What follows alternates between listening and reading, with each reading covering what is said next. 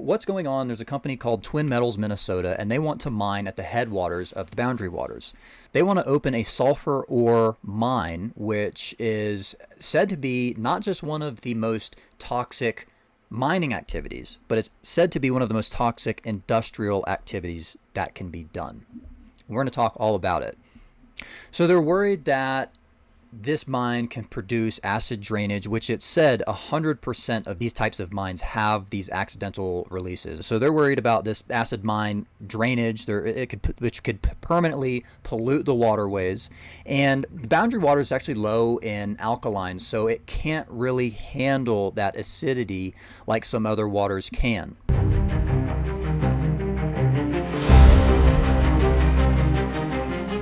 All right. Hello and welcome, everybody. Thank you guys for joining us here on the Restored Lands podcast. My name is Henry. I'll be your host. Today we have a show that I think you guys are going to enjoy. We're going to be talking about a mining effort going on in the Boundary Waters of Minnesota and the effort that's going on that's trying to stop that.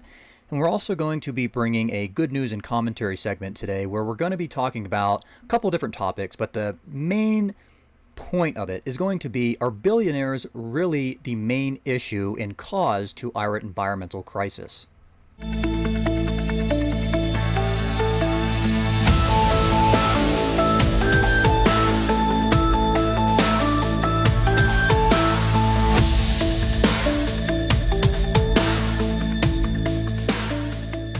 So first, we're going to be talking about what the Boundary Waters are, where they're at, how big they are, what's going on there, the issue at hand. We're going to introduce you to the corporate player that is causing this public outcry. We're going to also give you guys your call to action. So if you guys don't like what's going on, there's a call to action for this.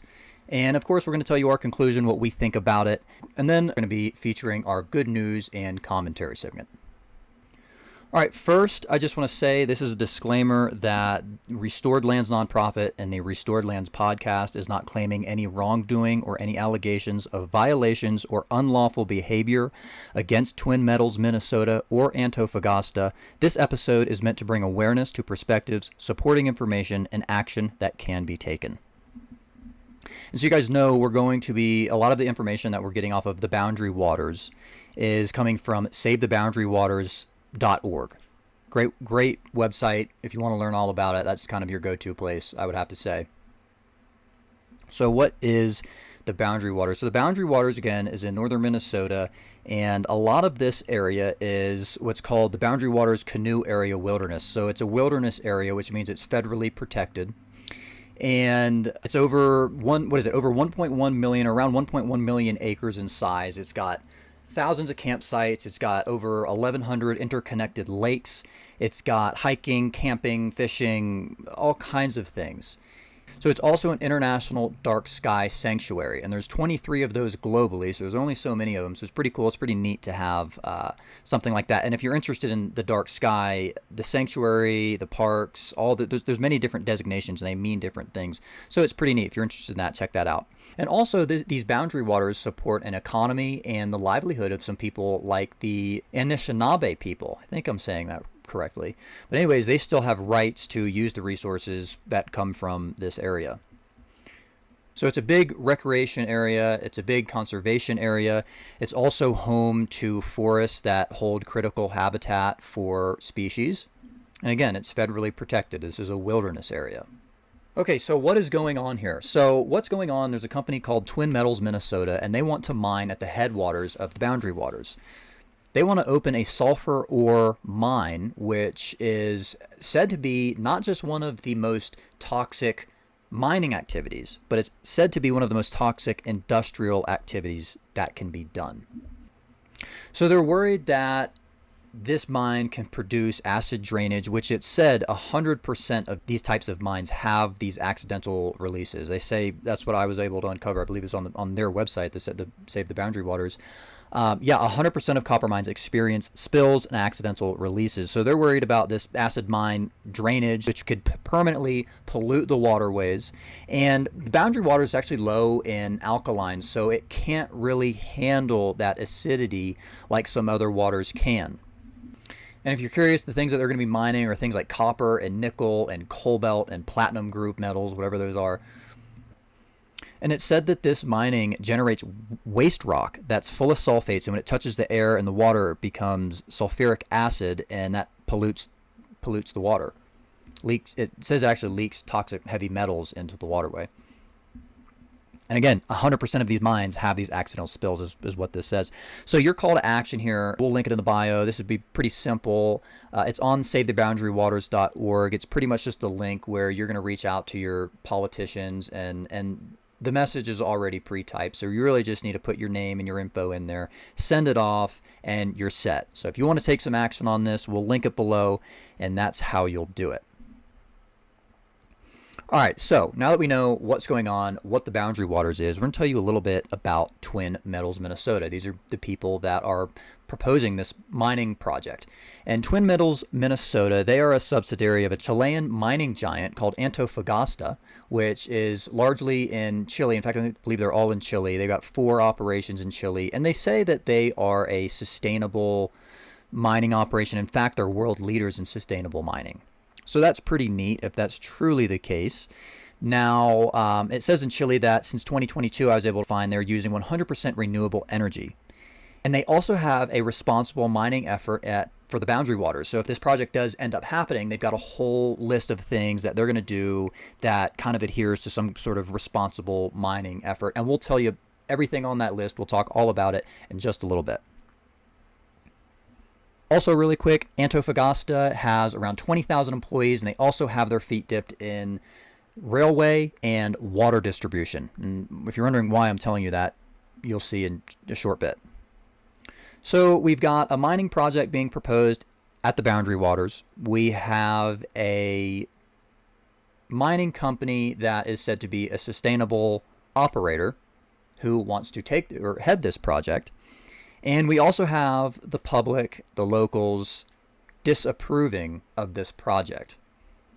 So where do we go from here? Well, I think the best thing we could do is educate ourselves on this issue, on the Boundary Waters, on the company, on the issue at hand, and really try to get as much information as we can to make our best decision on what we think should be the solution, or how we're going to go about acting on it, if you even want to do that. So let's talk about really the main issues at hand, and it's everything from environmental health, human health, economic, recreation. There's a ton of different things that are reasons why people are opposing this. So let's get into the environmental issue. Now, a lot of people don't know that the Boundary Waters is a part of a much greater ecosystem. It's called the Quinteco Superior Ecosystem, which is 4.3 million acres. So remember, Boundary Waters is 1.1. Quinteco Superior Ecosystem is 4.3 million acres.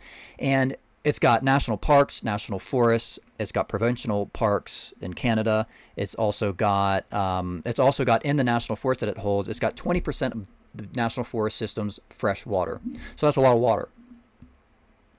So this area also holds, like I said, critical habitat, and it's things like the Canada lynx, wolves, moose, bats, bears, even loons, which is an aquatic bird. If you don't know what a loon is, those are really cool. I would check those out.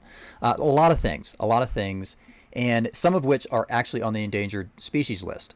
So, and as for the human health, it says that sulfur-ore copper mining, which is what this is, has led to the release, or it has the potential, rather, to release numerous chemicals known to negatively affect human health, like mercury, arsenic, lead, asbestos fibers, and air pollution.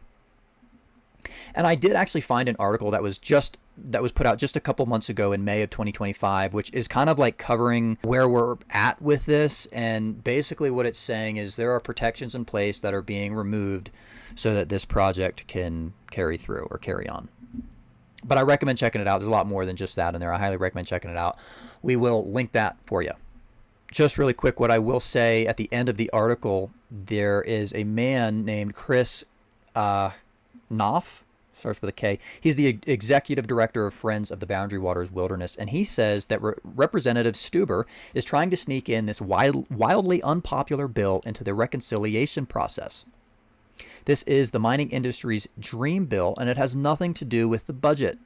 This is radical legislation that would not only blot our critical clean water protections and give away public land, but by blocking any kind of judicial review would gut our constitutional government. And this is coming from Chris Knopf, again, which is the executive director of Friends of the Boundary Waters Wilderness.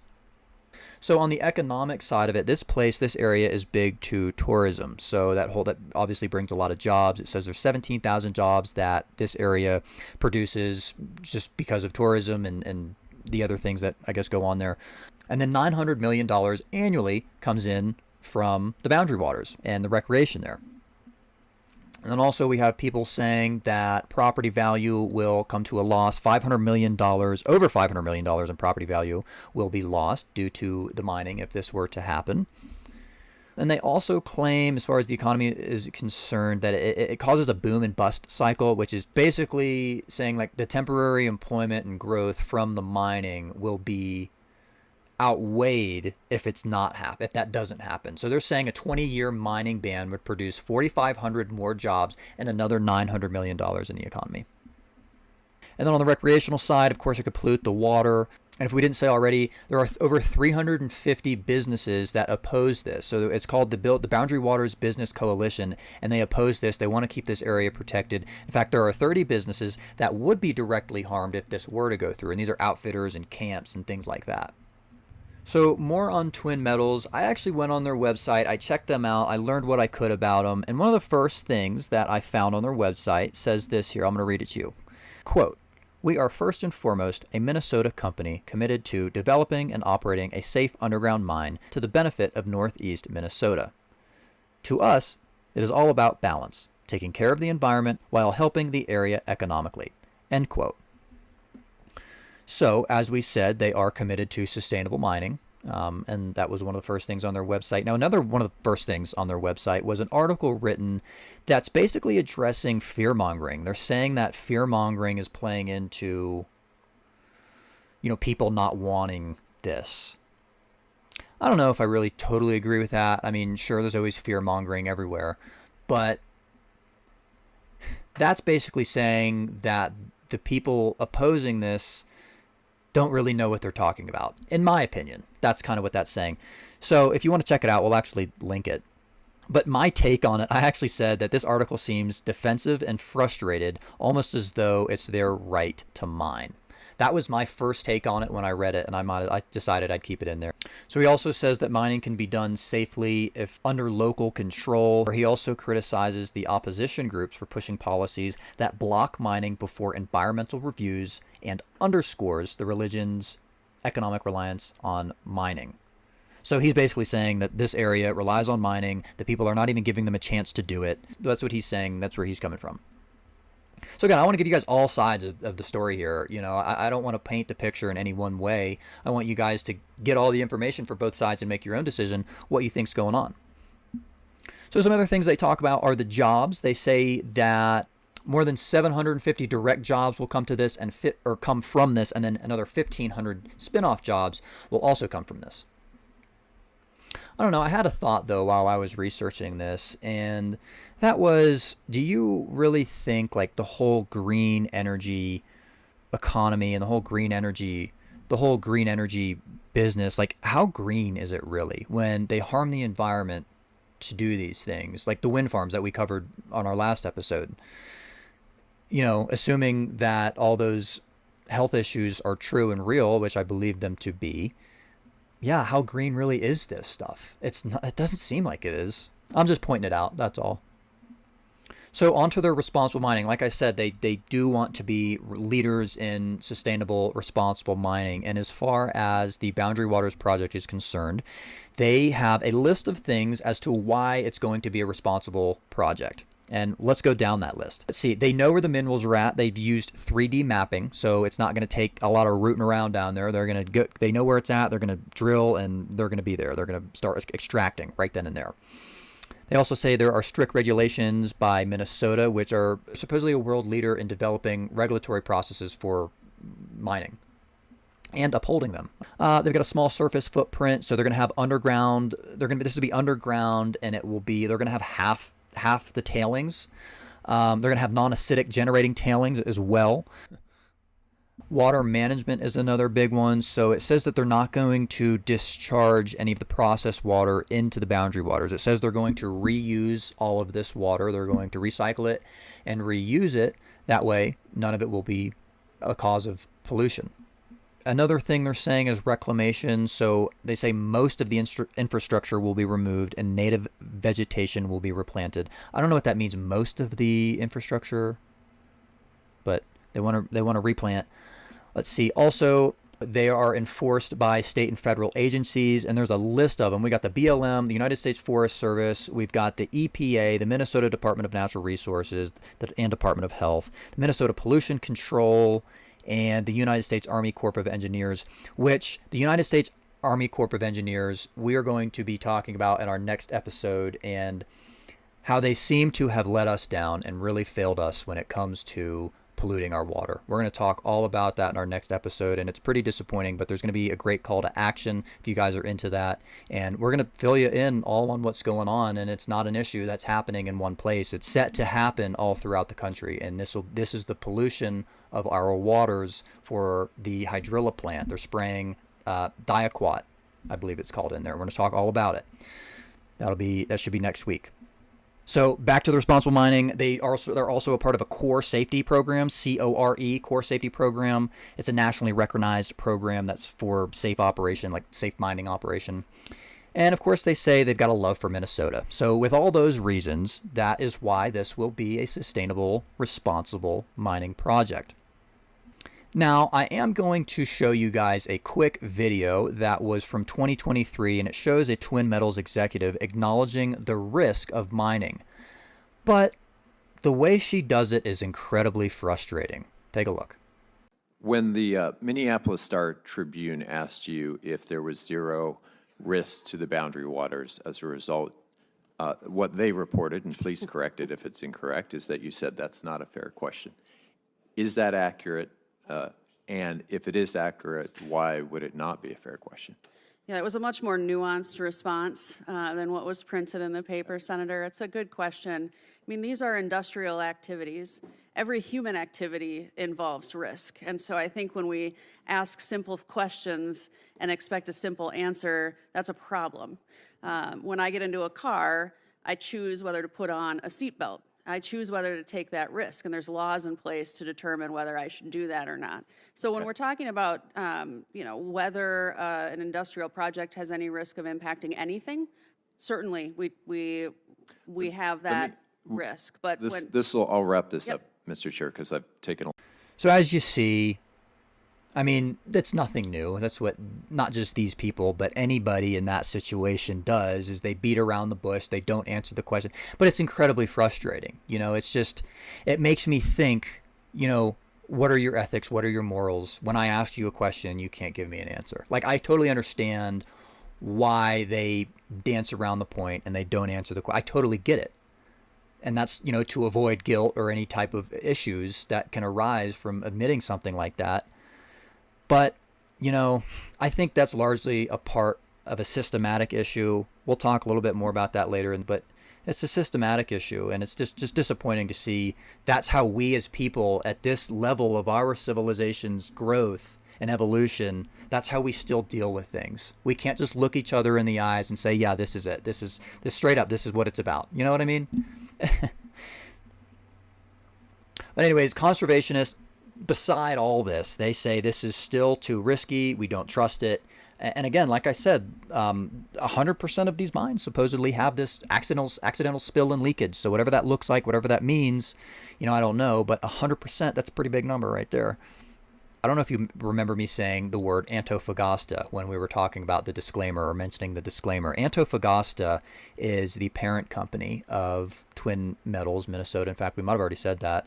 But Antofagasta, they got themselves in a little bit of trouble. And the reason why I bring this up is because I'm trying to piece together a picture here on how I should view, what my perspective should be on this company, on this corporation, and how they really care about the environment, if they really do. So, what happened here was in Chile. I think this was in 2021 or maybe 2023. It was recent. But they were fined almost $700,000 for pulling more groundwater and surface water for their water distribution. Like we said, they're in the water distribution game. They were caught pulling more water than allotted and in a drought-ridden area. And this area has been ridden with drought for over 15 years. And I think I actually read that they're trying to like fight back, saying that we didn't do this. We abided by all the rules. So anyways, yeah, they got fined $695,000, unauthorized extraction of surface and groundwater, and for not complying with distribution rules established by the Chopa River Surveillance Board. But what they did do is they opened a $2 billion desalination plant. So clearly they're recognizing that they can't be pulling fresh water for their mining actions or their mining business. So they built $2 billion desalination plant, which is pretty big. That's a pretty big number, man. $2 billion. So clearly they have money, right? And now that makes me think. So is this company, Antofagasta, are they showing their commitment to the environment and sustainable mining? Or are they just showing their commitment to doing the necessary things that's good for sustainable business? I'm not saying one or the other. I'm just questioning, like, clearly they know they have to operate in a certain way if they're going to not be caught up in this type of issue that they're being caught up in with the Boundary Waters, but they're still being caught up in it. So it's interesting. So it'll be interesting to see how this goes about. But as I said, things are moving forward with this. So it'll be one to keep your eye on and see how this plays out. So with that, we know about the Boundary Waters. We know what's going on. We know about Twin Metals, Minnesota. We know about our actionable cause, and I want to give you my conclusion. So within my research, everything that I've uncovered when I was listening, watching, reading, feeling, this is kind of what I would have to say. I hear more passion from the environmentalists. I don't hear a genuine response from corporation workers. Maybe they feel weighted down by the environmental protections and the people that oppose them, which is valid. I mean, they certainly are weighted down by that. And like I just said, I think they know that they have to operate in these types of ways if they're actually going to be able to operate as a company successfully and sustainably. And when I say sustainably in that, like I just said a second ago, I mean for them, the way they're probably looking at sustainably might be like 100 years down the road. That might not be like sustainable for the environment, even though that does fit into the narrative that they're playing, which I'm not calling anything against them. As I've already said, I'm just trying to put the information out there. And when I see things like they're getting fined $700,000 for pulling water that they shouldn't be pulling in a drought-ridden area, and when I see their executives say things like dodge a question, I'm questioning your morals, okay? Like, I know you guys showed up and you did what you had to do. You paid the fine, you went to the court, and you made your statement, but it's the way that you did it, and it's in the way that things happened and developed that have me asking questions on who you are, your morals, and what are your true intentions in the future. I also say, as far as our closing thoughts and our conclusion here, it seems as though the mining companies overlook environmental and human health impacts, but address other issues like reforestation and sustainable tailings and things like that. But at the end of the day, if this does go through, you could only hope that their sustainability claims hold true and, yeah, we don't have any more pollution. I mean, this is some of the cleanest water. Dude, like, look, if they're saying you can drink straight from the lake, I don't care. That's some of the cleanest water on Earth. I know there's other places you could do that, but this is incredibly clean water that it said many, many people have some of their first and best memories of the great outdoors there. I think it says it's like the most accessible wilderness area to people in the lower 48. So it's something to think about. All right, moving on, we've got our next segment. We've got good news and commentary. We are going to be talking about, like I said, a couple different topics or a couple different stories, but the main topic of good news and commentary this week is, I want you to think, are billionaires really the main issue to our environmental crisis? And I think with the information that we present to you here, you're going to say, no, they're not.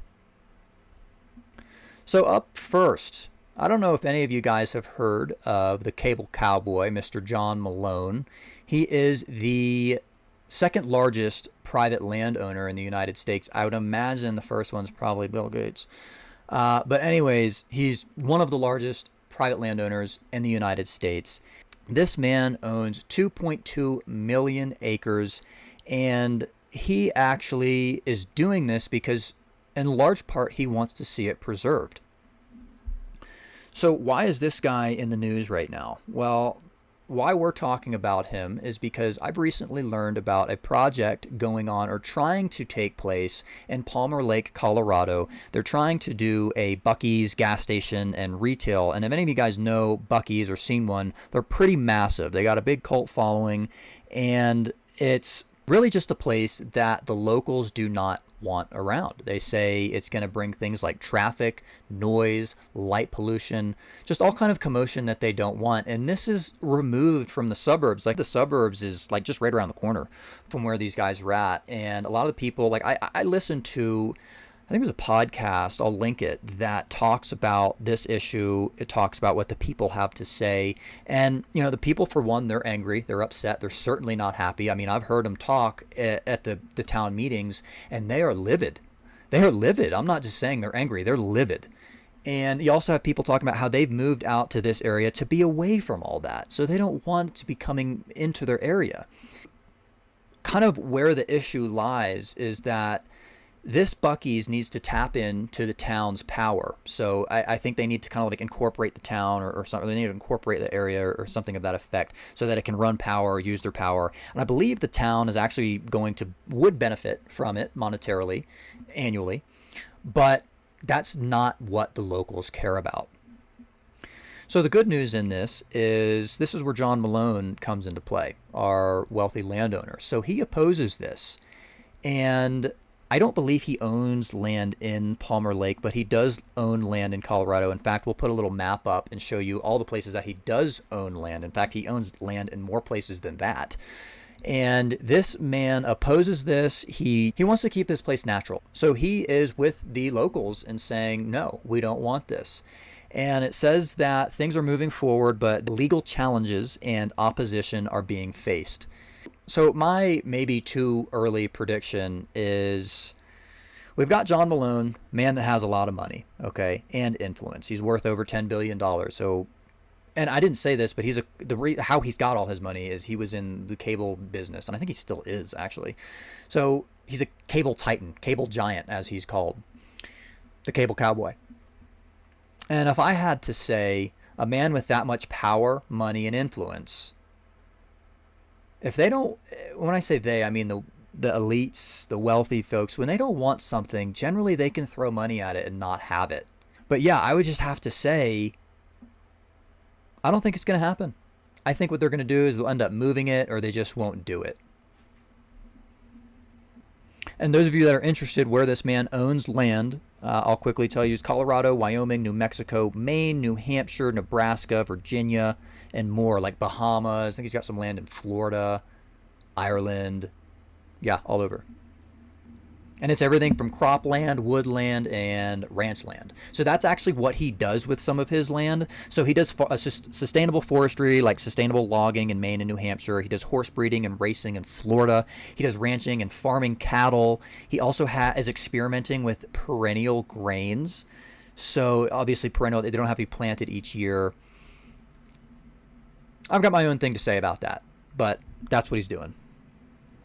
So he's a philanthropist. I mean, he's given away hundreds of millions of dollars in charity. Him and his wife's latest contribution was over a $40 million contribution to the Colorado State University for developing regenerative therapies for animals and humans. And 10 million of that donations going to operations, and 32.5 is going to like the actual building itself.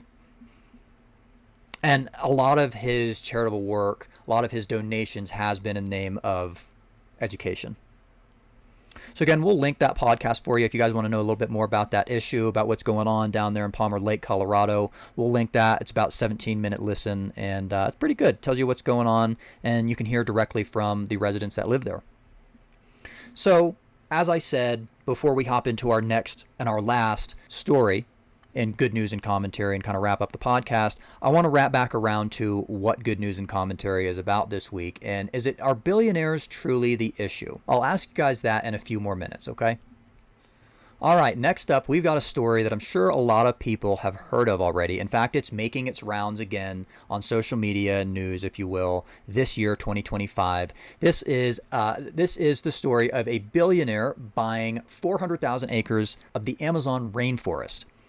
This actually happened about 20 years ago in 2005, but like I said, it's kind of making its rounds again, and that's why we're bringing it up, because what a lot of people know is that this man bought 400,000 acres in the Amazon, and he's a billionaire, and that's it. But there's more to the story, and we're going to tell you about it. So this man, sure some of you guys don't care, but he's worth over 2.5 billion euros. He's a Swedish billionaire named Johan Elaisch. After he bought this company, in fact, what he did when he bought this 400,000 acres, he bought this from a plywood exporter, and they were operating in the Brazilian rainforest. And it says at the time, or initially, they were operating unsustainably and without permits, or uncertified initially. So I guess they were illegal at first, maybe they weren't. But anyways, he bought them out. They had a sawmill, they had a logging operation. He cleared that out, made it, conservation area. So in the same year when he bought the 400,000 acres in the Amazon rainforest, he established a trust. It's called the Rainforest Trust, and it's an international conservation non-government organization, NGO, as they're called. And what this does is it purchases threatened tropical rainforests, keeping it from destruction. And up to date, this Rainforest Trust has saved 37 million acres globally, which is just huge. 37 million acres. That is immense. It really is. And this is just one man. This is one billionaire who is doing this with his money and with his time. Imagine if other billionaires did this. Imagine if just another handful of them did this. The effect that these single individuals can have on our world is quite profound when they really try to have a positive effect. And it goes the same way for a negative effect. If these people want to have a negative effect, it's almost just as easy. In fact, you could say it's easier, because that's what this world supports. He also co-heads Cool Earth, which is a nonprofit that takes like a community-centered approach to deforestation and like kind of stopping that. And what they do is they provide direct financial support to rainforest communities, and they kind of protect these areas and do other projects and stuff. So if you want to look into him, check him out. I didn't look too much into him, but I can tell you he's a co-head of that. So not only did this man buy 400,000 acres, but he started a trust and he co-heads a nonprofit. That's pretty amazing. And lastly, I'll just say about his Cool Earth organization that he's working with. It says that their organization's philosophy is rooted in the belief that indigenous people who have taken care of and looked after the land for millennia are in the best position and best suited to continue to do that. That's kind of how they operate, or their philosophy rather. And since we're talking about the Amazon, I know we're in good news and commentary, but if you listen to last week's, we kind of tell you good news and commentary, it's great, but there are some atrocities that happen to kind of get to the good news, right? So we're going to mention some stuff that's going on in the Amazon that I kind of recently came across, and I saw a video from, his name's Paul Rosie. He's got like over 1.5 million followers or something to that effect, and he spent 20 years in the Amazon rainforest protecting it. In fact, they are raising money so they can buy enough land and halt the illegal operations and legal operations that are decimating that land and that ecosystem. He's a really interesting guy. I actually watched a podcast with him last night, but an hour-long podcast. Interesting guy.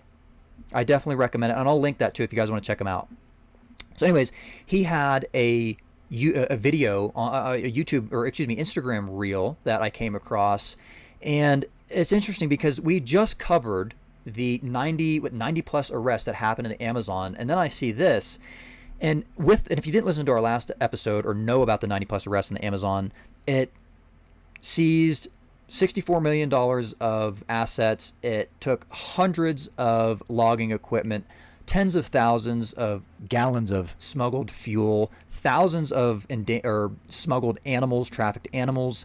It halted that, it recaptured that, and it stopped that. But I just learned about this with Paul Rosie. He says they're trying to purchase another, I think, 200,000 acres of land. And in his video, he basically is saying, we just found out another 100,000 acres is going to be logged, and they're going to be building, bulldozing a road through this.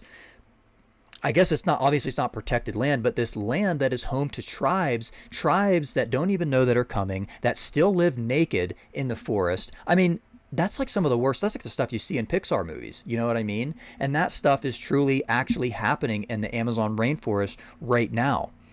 So I saw that and I said, I think we should probably throw that in there. I know we're in good news and commentary, but since we're mentioning the Amazon, I wanted to mention that. So we'll throw the links in there if you guys want to check him out and learn more about that. But he's Paul Rosie with the Jungle Keepers. And then kind of back to the good news and commentary segment, and our main topic with that is, are billionaires really the main problem to our environment? And after what I just told you with these two billionaires doing what they're doing, I would have to say that it's not the billionaire, it's not the person, okay? I would have to say it's the system that supports the behavior and the actions that allow these people to behave in this way. You know, it's almost like if the system was their parent, these billionaires and elite's parent, it'd be like, these people have been coddled and babied their whole life. It's like anytime there's an issue, they cry to Mama System, and Mama System changes the law and they get what they want. I mean, it's really that bad. You know, I have a perfect example for you. I just learned about this. This was in Surfside, Florida. So this was down in like the Miami area.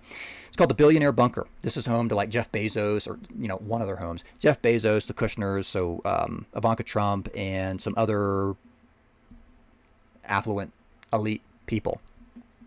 Now, Billionaire Bunker is home to about 30 homes. It's got one law enforcement officer for every 4 residents, and the combined net worth of all of the homes are $250 billion. So why am I telling you this? Well, I'm telling you this because they got themselves, the island, they got themselves in some sewage problem. So 22 of the 30 homes are leaking sewage, all right? And that's only going to get worse because of rising sea levels. So what they decided to do was contact the neighboring town, Surfside, and say, hey, we need to kind of run our sewage through your land or your town or whatever. And they said, okay, well, it's going to cost you $10 million. And I guess they were already paying off a $30 million debt. The island, the Billionaire Bunker, was already paying off a $30 million debt to the town. And what Billionaire Bunker did was they said, we're not paying you $10 million. This is extortion. This is what they say, robbery. I don't know, I'll put it, but extortion was one of the words they used. It was just barbaric. The vocabulary they were using to describe Surfside asking for $10 million for them to take care of their poop. So what happened was they did not pay the $10 million.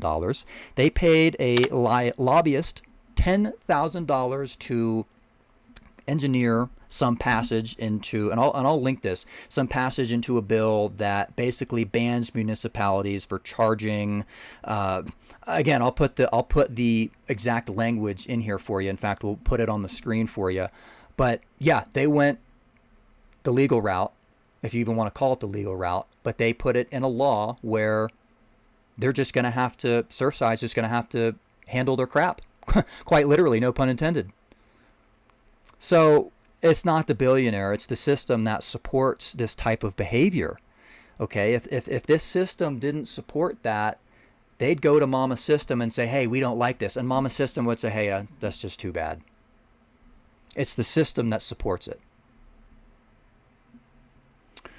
All right, guys. Well, I think we're going to pretty much wrap it up here. We gave you your call to action regarding the Boundary Waters. You guys know what the Boundary Waters are. You know where they're at. You know what's going on there. You know about Twin Metals. You know about Antofagasta. You know about who they are, what they're doing, what they claim. You kind of have some ammunition, if you will, to kind of build or shape your perspective on what you think is going on here. So we covered the Boundary Waters. We talked about, are billionaires really the issue to our environmental crisis? And I'm curious what you guys have to say about that. So if you have any comments, if you guys want to reach out, if you guys want to put it on YouTube or Spotify, if you want to reach out to us on Instagram or anywhere, anything like that, would love to hear what you have to say about the billionaire topic, because it is a charged topic. Maybe you guys have a different perspective now that we've said that. Maybe you don't. But yeah, go ahead, put it in the comments if you do. And then lastly, next week, we're going to be talking about, we kind of already touched on it, we're going to be talking about Diaquat. This is going on in Connecticut, and it's set to happen throughout the United States. But again, I really do look forward to kind of bringing to light not just the issue, but the people who are heading this. And the reason why I'm doing that is because if you guys want to reach out to them, say, hey, we don't approve of this, or you just simply want to reach out to them, you'll be able to do that. But I think it's good in situations like this when our our resources, our natural resources are being poisoned, I think it's good to put faces to the incident. And that's exactly what we're going to do. So yeah, we're going to talk about diquat being sprayed. We're going to talk about the pesticide liability shield, which protects corporations. We're going to also bring to you another good news and commentary where we inform you of this extinct animal that's been extinct for I think like 30 years that has made a comeback. All right, so with that, guys, we're going to wrap it up. Thank you guys for listening to the Restored Lands podcast or watching wherever you're at. Make sure to like, share, subscribe our channel, our shows. If you guys like what we're doing, if you support what we're doing, be sure to check us out on the web, restoredlandsnonprofit.com. And also be sure to check out our petition if you have not yet, if you're against kind of corporate overrule and kind of what that entails. We talk a lot about it, and we have an actionable cause called the Bill Gore Creek petition. Thank you guys so much. Have a great day.